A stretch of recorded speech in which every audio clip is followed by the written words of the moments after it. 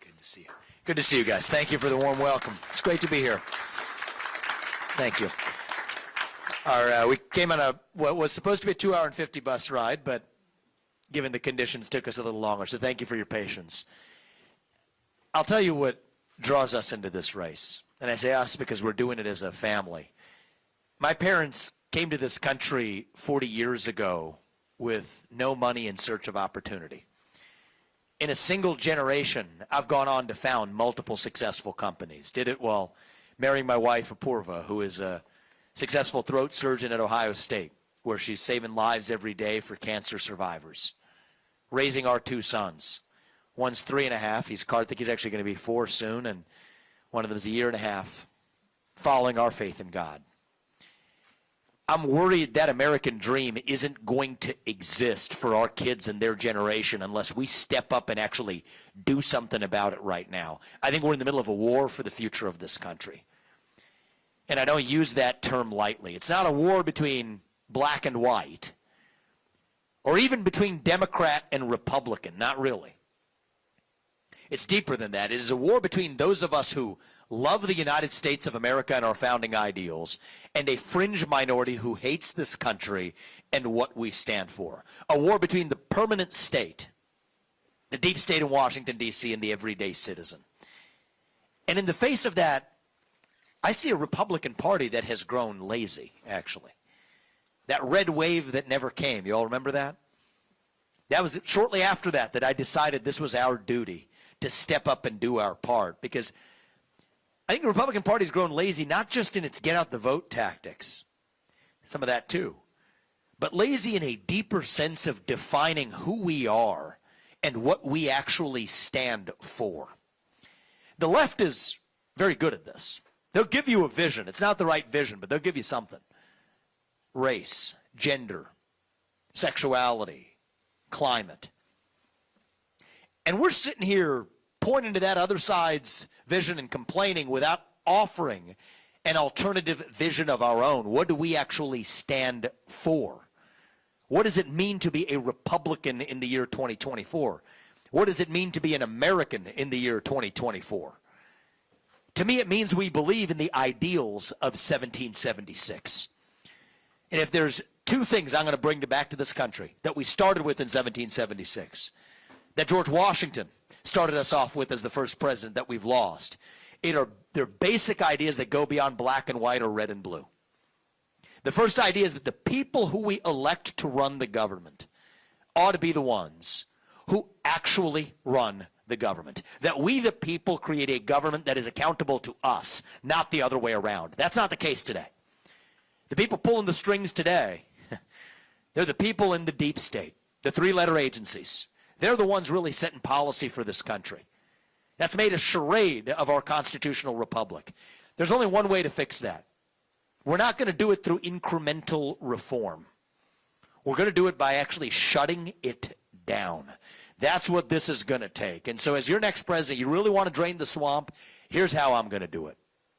75% mass firings that we get started on my first day in office. Half of that will be done in the first year, the remainder through my first term. This is how you drain the swamp. Government agencies that should no longer exist, from the FBI to the ATF to the CDC to the U.S. Department of Education, we're not just reforming them anymore. We're getting in there and shutting them down. That's how you revive the integrity of a constitutional republic in this country. I will not start with last year's budget as the baseline, which is based on the prior year's budget, which is based on the year's budget before that, all of which are broken because they're based on corruption. I'm going to start with 0 as the baseline and ask what's actually necessary, 0-based budgeting. That's how I've run my businesses. That's how CEOs across this country run their businesses. That's how I'm going to run the federal government of the United States. And you see, even the thing that Steve King was talking to you about the carbon capture pipeline, comes from excess federal subsidies. When you got a bunch of people showing up to work at a bureaucracy who shouldn't have had that job in the first place, what happens? They find things to do. That's what happens, which is, it's not even just their headcount costs, it's far worse than that. That's what happens in this country. So we have to stand for what's right. Now, the reality is, we're not going to get any of this done in the long run I'll get it done as your next president of the executive branch. But in the long run, to drive lasting change, we're not going to do it without elections we can trust and believe in. One of my top legislative priorities in my first 4 years, my top one in my first year, will be to restore elections that we can trust and believe in the United States. I'll restore minimal standards for federal elections, single-day voting on Election Day as a national holiday with paper ballots, government-issued voter ID to match the voter file, and yes, English as the sole language that appears on a ballot. That's not too much to ask. That's not controversial. That is common sense. That's what it's going to take in this country. And you know what? When it comes to domestic policy, I've told you the people we elect to run the government should be the ones who run the government. Well, the duty that they owe is to the citizens of this country, not any other one. America First, to me, does not come with an asterisk. America First means it is my moral duty. Just as a father, my moral duty is to my family. As your next president, my sole moral duty is to you, the citizens of this nation. So that's why I'm not going to use our military forking over $200 billion more of our taxpayer money to places like Ukraine so some kleptocrat can buy a bigger house. That's what's going on today. No, I'm going to use our own military to secure our own southern border and our own northern border too. That's what it means to stand for the rule of law in this country. That's what it means to secure our borders and birthright citizenship for the kids of illegals who should not be in this country, and birthright citizenship does not apply to them. Apply the Constitution that I swear an oath to keep. End federal funding for sanctuary cities and the incentives to be here illegally in the first place. Not only using our military on the southern border, but south of our own border. We won't be giving away our own money as foreign aid willy-nilly to Central American countries, each of which should be building a border wall on their own country's borders all the way from Venezuela to the northern border of Mexico. This is how you address the border crisis in my first 2 months in office. And by the end of my first year in office, yes, we will have mass deportations underway. Anybody who's in this country illegally will be returned to their country of origin, because that's what it means to stand for the rule of law in this country. And I say this as the kid of legal immigrants to this country. It's not racist, it's not xenophobic, it's what it means to stand for the rule of law in the United States. So no, I don't think that's too much to ask, that the people who we elect to run the government should run the government, and that the moral duty they owe is to the citizens of this country, not another one. That's what it means to be an American. Those were the 1776 ideals that this country was founded on. I believe in my heart those ideals still exist.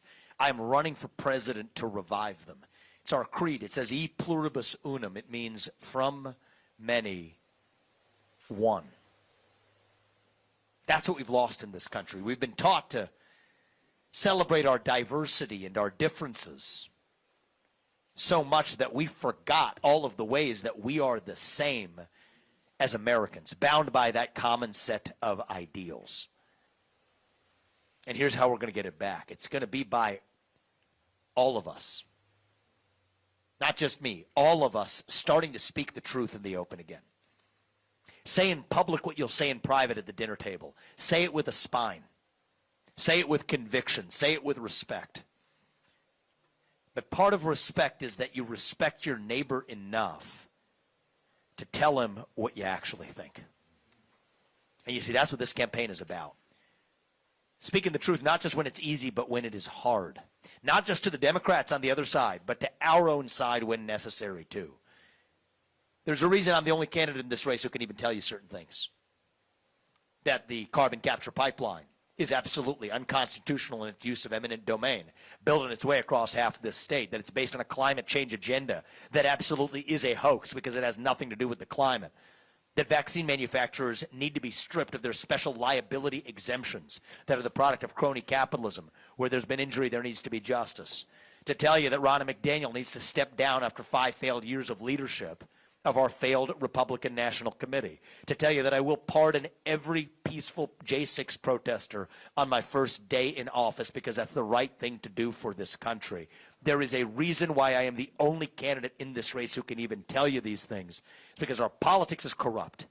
Anymore, every politician is dancing to the tune of their biggest donor, and in my case, that biggest donor is me. I do not report to them. I report to you, the citizens of this country, not another one. I'd rather speak the truth and lose this election than to win by playing some fake game of political snakes and ladders. But my bet is that's the winning strategy. It's not up to me, it's up to you. That's what the Iowa caucus is about. You know, some saw a snowstorm, canceled events in northwest Iowa. We got 4 events, we're keeping them intact. If you can't handle the snow, you're not ready for Xi Jinping. That's my view. We had about 300 people at the last event I did last night. We got home to Des Moines around midnight. I said, I don't care if there's 2 people or there's 30 people or there's 100 people. We're showing up this morning. You make a commitment, you keep it in this country. That's what it means to have a president who actually has a spine. And so if you all do your part, I promise you, my family and I, we will do ours. We will stop at nothing to make sure, not in some fake politician way, but in a true way, to make sure that our country's best days are actually still ahead of us. Thank you for coming this morning, guys. God bless you and your families. This afternoon, it's already by the time we got here. I want to open this up and practice what we preach a little bit. Give me the hard ones. I said I'm going to sit across the table from Xi Jinping. I better be able to handle the hard ones. Thank you for bringing your young ones and family members as well. I want to open this up and don't hold back. Right there, sir. You say you want to shut down the Department of Ed. Once you shut it down, where do the education go from there? Will it be the state or? It's a great question. Yeah, I was kind of hitting the high points, but let's get into some details. So, and you can press me on other agencies too, like the FBI. These aren't slogans to me. These are clear plans we've offered and we will implement. So the reason I want to shut down the Department of Education is not because I'm against education in this country, but because I'm for it. Take that $80 billion, which right now is used to foist radical racial and gender ideologies onto schools. That's where it comes from. That's the head of the snake. They say you don't get that money unless you adopt these agendas. Now, the Department of Education, if you actually study the history, it was formed as part of the civil rights movement in the country. You could debate the merits, but at least it was formed to stop certain states in the South that reportedly were using funds for predominantly black school districts to siphon them to predominantly white school districts. That was the basis, say what you will about it. But today it has nothing to do with the purpose. They're literally foisting the poison onto our kids and saying you don't get the money unless you do it. So I'm going to put an end to that, and that $80 billion will mostly go to the pockets of parents in this country who deserve to choose where they send their kids to school, private, charter, public, homeschooling. Parents determine the education of their children.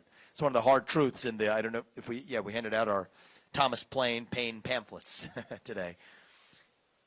That's a hard truth. So we have to stand for that. And then against that backdrop, I'd love the public schools to compete against the private schools. Get rid of the top obstacle, teachers' unions, that stop public schools from being able to compete against private schools. Let's bring transparency so parents can make informed choices. If you're going to teach it in the classroom, put it on the internet. If you don't want to put it on the internet, you shouldn't be teaching it in the classroom. And then I believe in a revival of civic education in this country. That's how you ultimately defeat the woke poison, is not just by playing whack-a-mole, but by diluting it to irrelevance. I think every high school senior who graduates from high school should have to pass the same civics test that every immigrant has to pass in order to become a voting citizen of this country. It just makes sense that we want people who grow up in this country to know the same things that we require of an immigrant before they vote. So it just gives you some sense for how I think about educational reform in this country. I could go on into a lot more technical detail. I actually think it's going to put more money in the pockets of even those kids. 90% of the time, if you switch a kid from a bad school to a good one, you're switching them to a school that spends less money per student. So if parents are able to make that choice, that means there's extra money on the table. I think half that money should go into kids' account. When those kids graduate from high school, many of those kids will have a 6-figure graduation gift waiting for them, including even in the inner city. Think about the head start that provides on the American dream. And so this is part of a vision, an implementable one. But it starts with the head of the snake. Shut that Department of Education down. Put the money back to parents. And one piece of this, for a small sliver of that, we can put 3 armed security guards in every school across this country. It's not even close, which is a better use of money. Something like what happened in Perry here just days ago should never happen in this country. protecting our children's a vital priority, and that's a much better way to protect our children than to foist radical racial and gender ideologies onto them. That's how I would do it. But, Yep. Would Sioux City North be in charge of Sioux City North, or would the Sioux City Community School District be in charge of Sioux City North, or would the state? So that would be decided by the states. So every state would do it differently. So yes, exactly, because I don't think the education should be run by the federal government. But that budget goes back to the states. They only get it functionally to be able to actually, if they're putting it in the pockets of parents. So that means every school effectively, it's a lever to nationalize school choice, which is what I think we need in this country. And then each state determines how it makes those decisions as the educational system should be run. And I'm a 10th Amendment absolutist. That which is not reserved to the federal government is reserved respectively to the states and to the people. So we'll, of course, follow those principles, but it starts with, right now we're not following the principles by collecting and concentrating that money in the federal government. Give it back to the states and to the people. Good question. Thank you. I appreciate it. Sir. Mr. Ramaswamy, I'm a libertarian, very impressed by your campaign. I'm so impressed that I flew here from Montana just to see you. Oh, wow. I'm You're used to the snow. Yeah, this is balmy for me. I'm the founder and editor of LibertyPortal.com, at LibertyPortal on Twitter, and we don't need a red wave. We need a Ramaswamy tsunami. And Thank you. I have a couple of I like that. I have a couple of questions here from some other folks on Twitter. At Jack V. Lloyd wants to know how you feel about military conscription. And then a second question from Purple Pirate at Purple_Pirate. He wants to know your stance on the Federal Reserve. And I would add to that, I've heard you talk about wanting to back the dollar with a basket of commodities. I'd like to hear you say more about that. Thank you. Thank you. I'll address both. The answer to your first question, the most direct answer is no. I'm against conscription. But I believe in the revival of civic duty, which we're missing. And so for those who do advocate for it, I understand where they're coming from. I just don't think it's the American way to do it.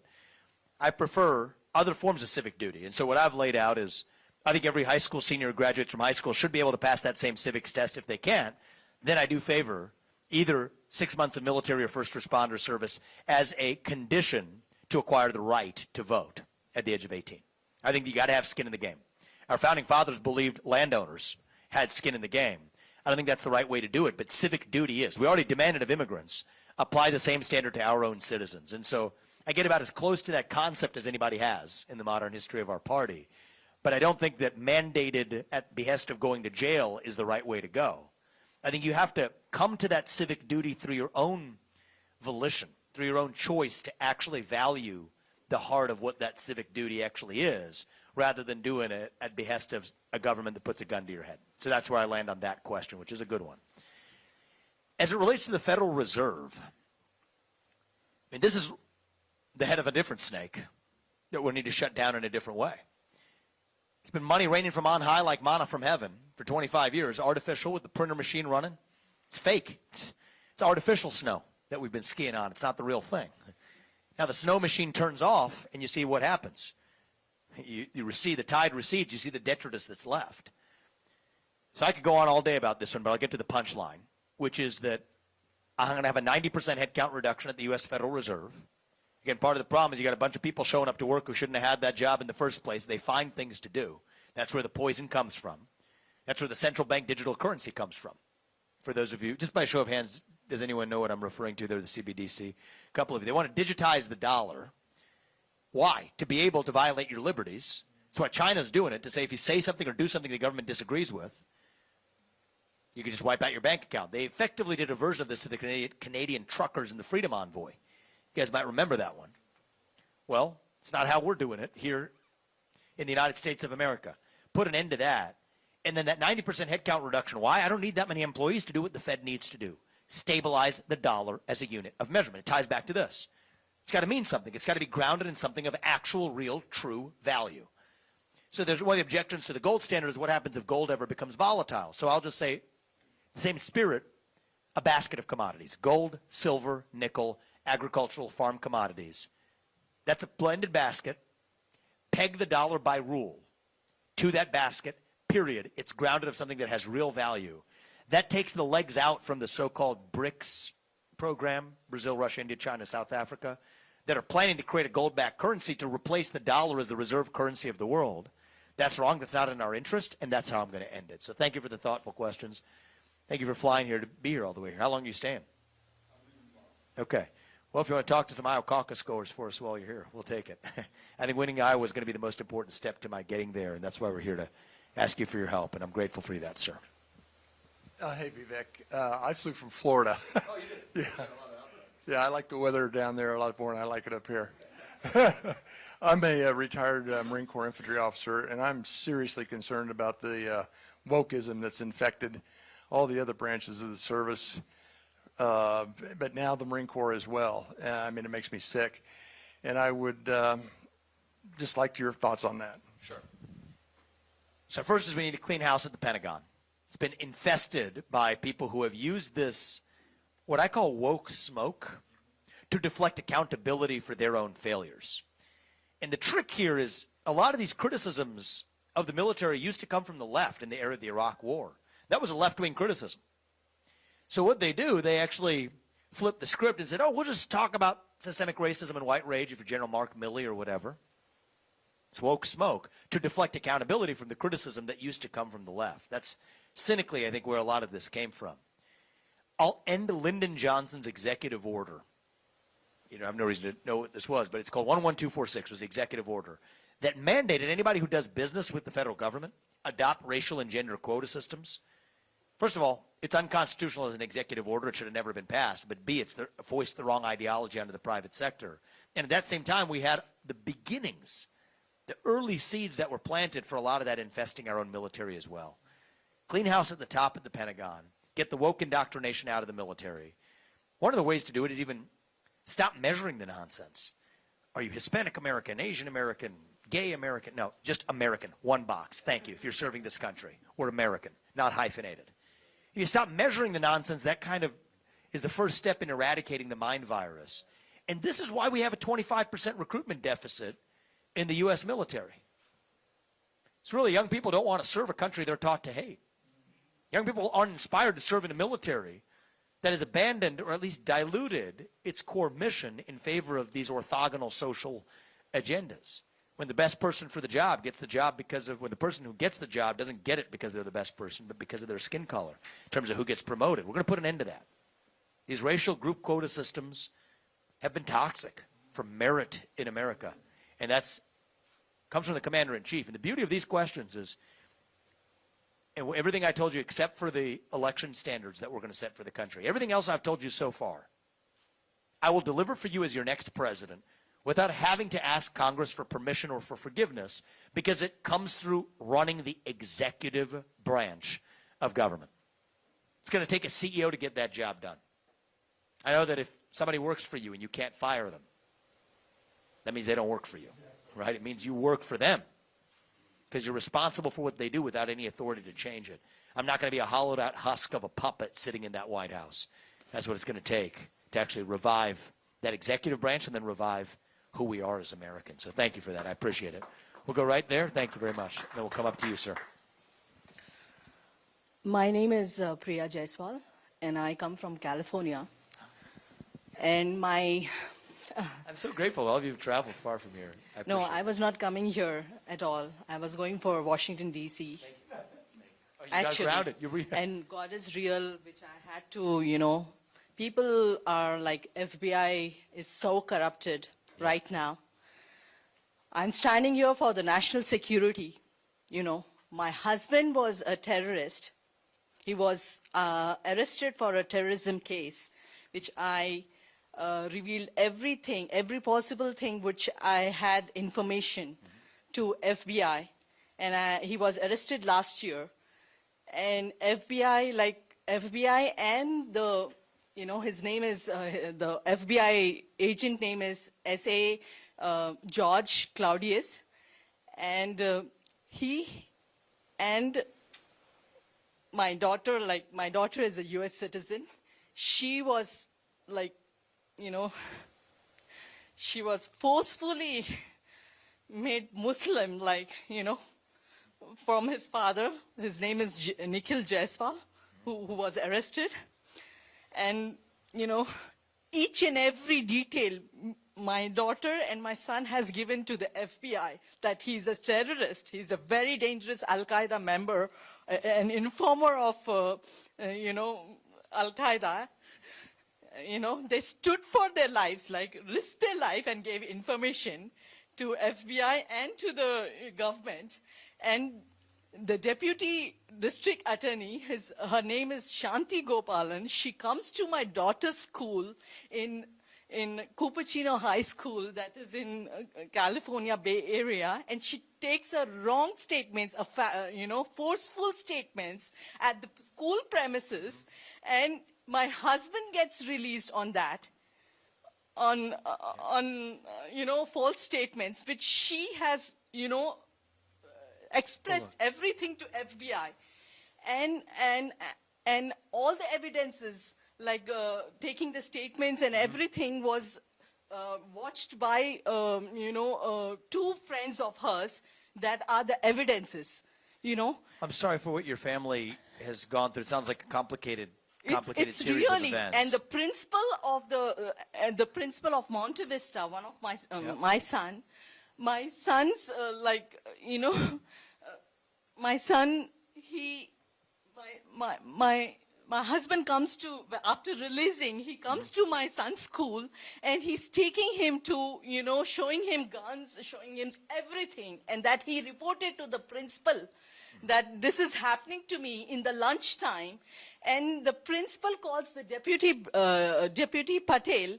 His name is Deputy Patel, and that Patel comes to the school, and he along with Deputy District Attorney Shanti Gopalan makes Ma'am, a fabricated. if I just make, because I want to be respectful of you and also everyone else here to take the spirit of your question to address it in a way we can actually address. But the spirit of my question is, broken I'm law coming, enforcement standing apparatus. here, we all are standing here, me and my family, like whole are standing here for national security, risking our life.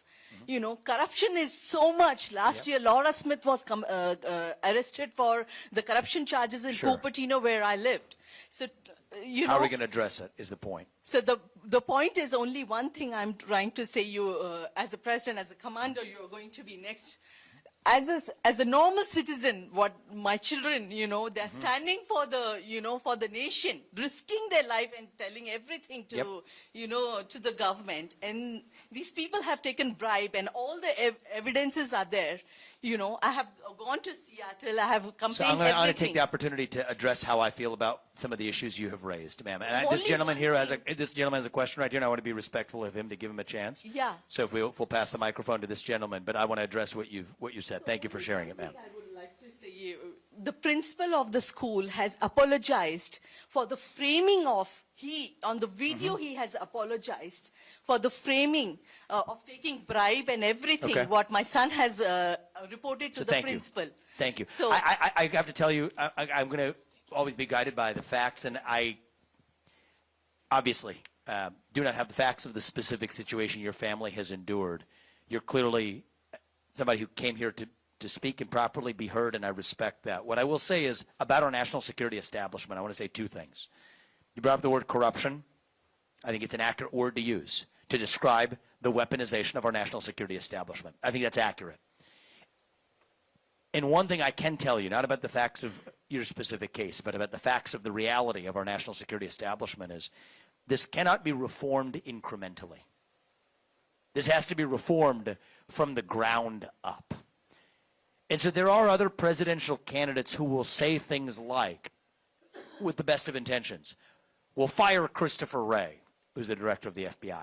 I don't think that does a thing. You get James Comey 2.0 afterwards. I think people who are saying this to you, they're lying, but they don't know they're lying to you. They think they're lying to themselves. If you want to fix this, you have to gut the bureaucracy at its core. I answered your question about the Department of Education. Let me answer that about the FBI. What does shutting down the FBI look like? What I call the failed Bureau of Investigation. There's 35,000 employees at the FBI. 20,000 of them are back office bureaucrats at the J. Edgar Hoover building in Washington, D.C. They still call it the J. Edgar Hoover building. Tells you a lot. They're going to go home and find honest work in the private sector. 15,000 of them are cops, investigative agents on the front lines. We will move them to the U.S. Marshals, which has been far more effective at fighting child sex trafficking rings and even the fentanyl epidemic in this country. Move them to the Financial Crimes Enforcement Network at the U.S. Treasury to go after the future SBFs and the FTXs, financial fraudsters. So that's at once how we will actually improve the effectiveness of what our law enforcement is supposed to be doing while ending the corruption. And this is the part I was going to get to. If what happened on October 7th can happen in Israel, that can happen right here at home in the United States of America. And I think we're now more vulnerable to it than we have ever been with a porous southern border. People are flowing in. I mean, if this was happening at the western border with 3 million Chinese coming to the west coast of the United States or 3 million Iranians coming to the east coast of the United States, on the western or eastern border, we'd call that what it is. It's an invasion.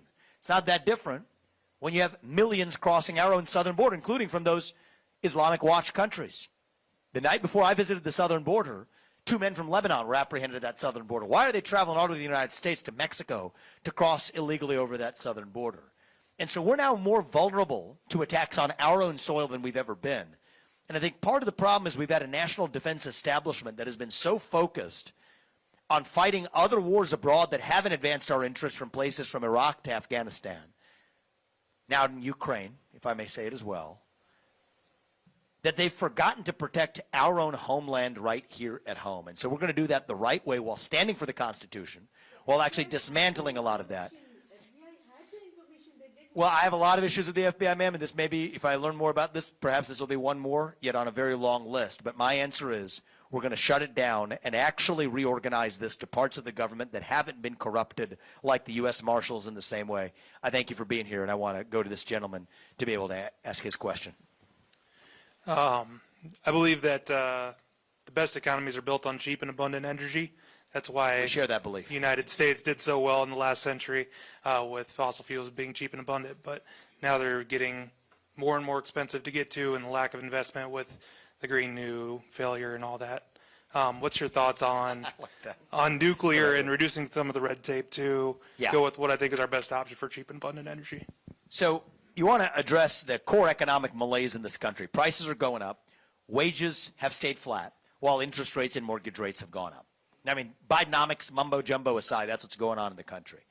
You want to fight the national debt. We got a $34 trillion national debt crisis. Young people in this room have about $200,000 of just national debt, not even including unfunded liabilities for entitlements, on their shoulders that they didn't sign up for. The answer to addressing both of these things, growing the economy and fighting our national debt, starts at the same place.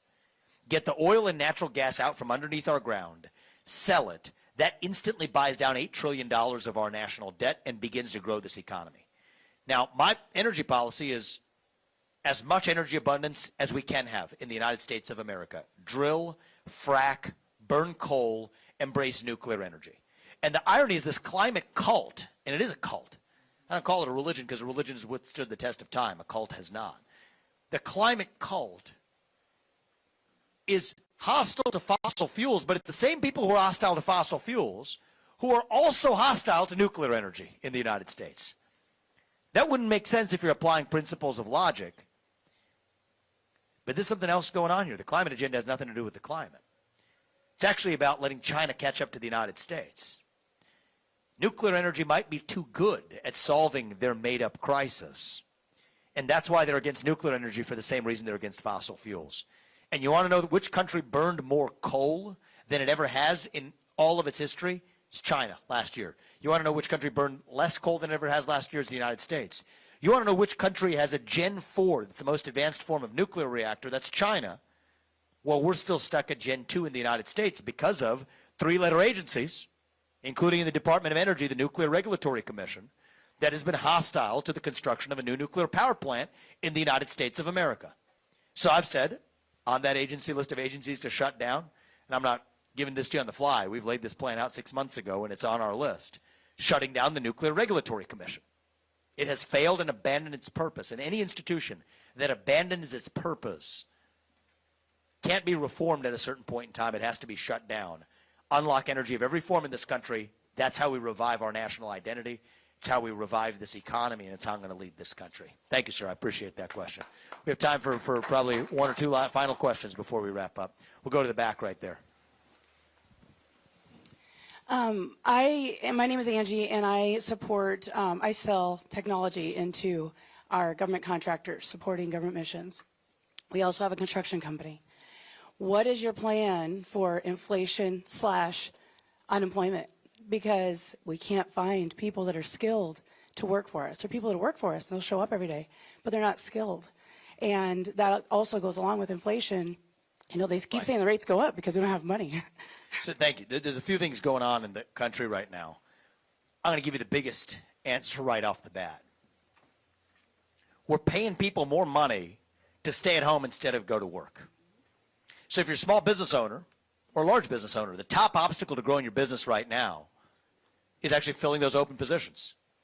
And so I think that's a shame. I think that we need to stop using our taxpayer money to pay people to do the exact opposite of what's even best for them, actually. So once we pull that back, you at least unlock the supply of labor as opposed to the artificial blanket on the labor supply. Now, other ways we got to do this is also support forms of education, or at least don't get in the way of forms of education that might actually provide people with skills through 2-year or 1-year vocational programs to be a welder, carpenter, mechanic, builder. Even basic forms of coding and technology do not require 4-year college degrees. Yet the Department of Education, the one that I said I would shut down, is, again, one of the root causes here. Using our taxpayer money to artificially tilt the scales towards being, a gender studies major in California, you can get that subsidized, but without actually generating useful skills to help promote our own economy. So my answer there also relates to a broader theme of how I'm going to lead this country. We will stop using our taxpayer money to pay people to do the exact opposite of what's best for them in a wide range of ways. We're paying single mothers more money not to have a man in the house than to have a married man in the house. It's no accident that we now have a 25% fatherlessness epidemic in the United States of America, which means you're 10 times more likely not to graduate from high school, 8 times more likely to end up in prison, multiple times more likely to end up in poverty. We're paying for it, using our taxpayer money to do it. I've visited places like the south side of Chicago. Black mothers today are the ones actually targeted by this policy since Lyndon Johnson's Great Society, the biggest misnomer in our history since the 1960s. Black family formation was actually much higher in the 1950s and 60s than it is today. It's not just among black Americans. It goes across all racial groups right now.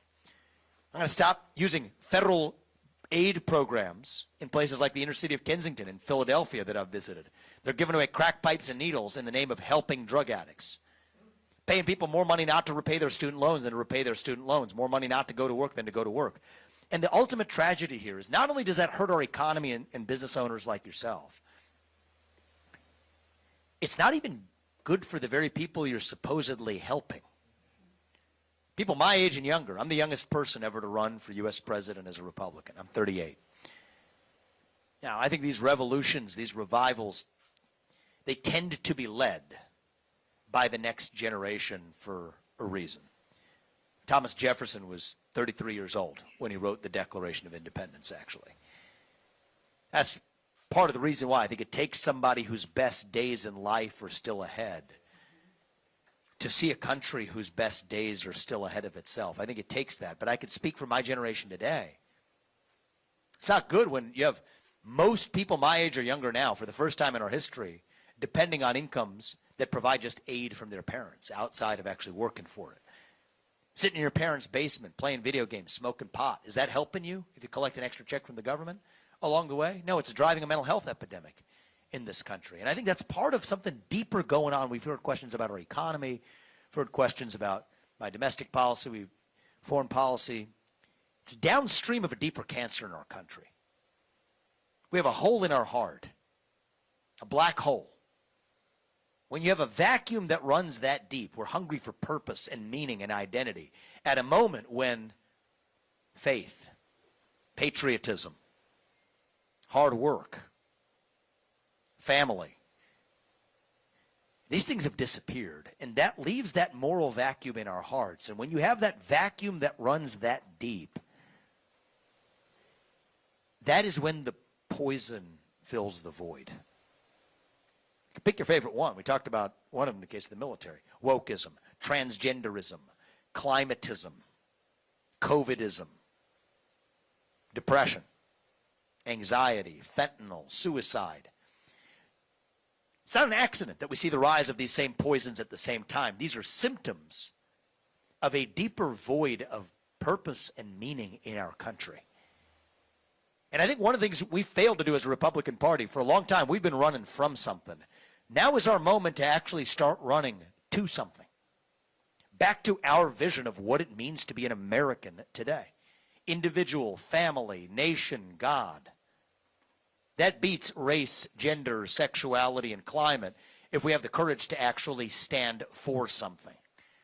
And I think the challenge for our conservative movement right now is what happens when the things that you're looking to conserve, hard work on that list, work ethic.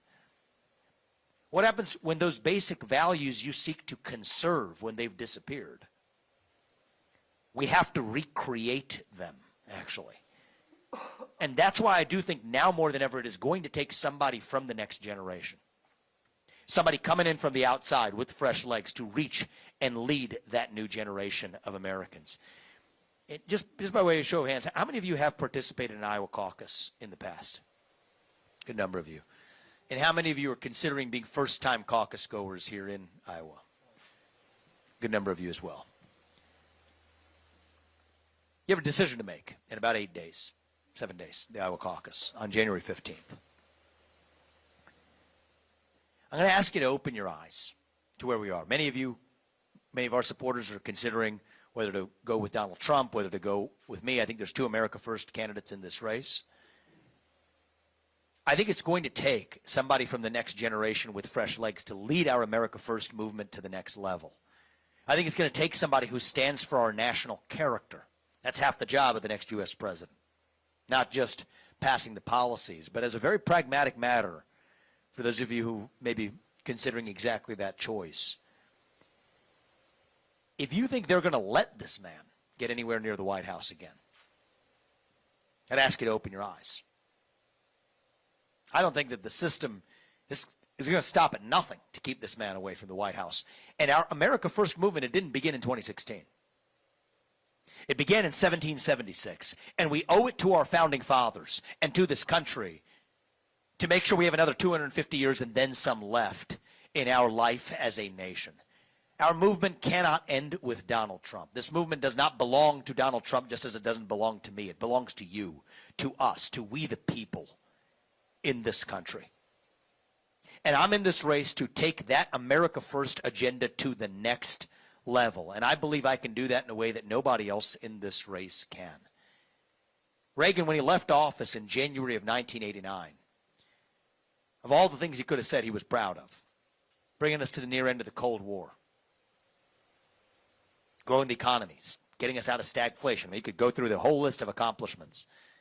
He didn't pick any of those things. The thing he said he was most proud of when he left that office in January of 89 was to have revived our national character, to answer who we are as Americans, a national character that we lacked when he took office in 81. When I leave office in January of 2033 after 2 terms, if you all put us there, there's a lot I want to tell you, that we shut down the deep state. I think I'm going to get that job done better than anybody else in this race. We know how to do it. It's going to take an outsider and somebody who knows the Constitution. We're going to get that done. To grow this economy, to declare independence from communist China, having actually secured our national borders and our own homeland. To tell you that we grew this economy as a result of that as well. Stayed out of World War III in the process. I'm going to tell you all of that. But the thing I most want to tell you is that our 2 sons and their generation, that they are once again proud to be citizens of this nation. That we've addressed that vacuum in our heart, that I'm going to do my part. It's going to take parents and pastors and teachers and coaches across this country to do theirs. But I'm going to do mine as the next president to revive our national identity. That's how we win. That's how we dilute the other side's poison to irrelevance. And if we do, then we don't anymore have to be this nation in decline that we've become. We don't have to be at the end of the ancient Roman Empire. I think what George Washington would say if he were in this room with us right now, I believe what he would say is that we still see a nation that's really just a little young, actually, going through our own version of our adolescence, figuring out who we're going to be when we grow up. And when you view it that way, it makes sense again. You go through your adolescence, you go through that identity crisis, you lose your way a little bit. But we are stronger for it when we get to our adulthood on the other side. So no, I don't think we have to be this nation in decline anymore. I think we still can be a nation in our ascent. I'm not going to be the guy who walks in here and tells you that it's morning in America right now, because it's not. But it can be. I'm not going to tell you the American dream is alive and well. It is not. It is alive and hanging on for life support right now. But it can be. If you all do your part, and that's what I'm asking you to do on January 15th, you pick the next president. You certainly have a disproportionate role in picking the next president. You also set the platform for this party. Both of those things are important on January 15th. I'm asking you to take 30 minutes of your time to save this country. And if you all do your part, I promise you, Apurva and I and our family, we're going to do ours to make sure we look our kids in the eye and tell them that this is still the country where no matter who you are or where your parents came from or what your skin color is, that you do get ahead in this country with your own hard work, your own commitment, your own dedication. And that you know what? You are free to speak your minds at every step of the way. That is the American dream. That is what we are running to. And with your help, and I'm asking you for your vote on January 15th, with your help, that is what we are going to revive to save this great country. Thank you for coming today, guys. God bless you and your families, and may God bless our United States of America. Thank you.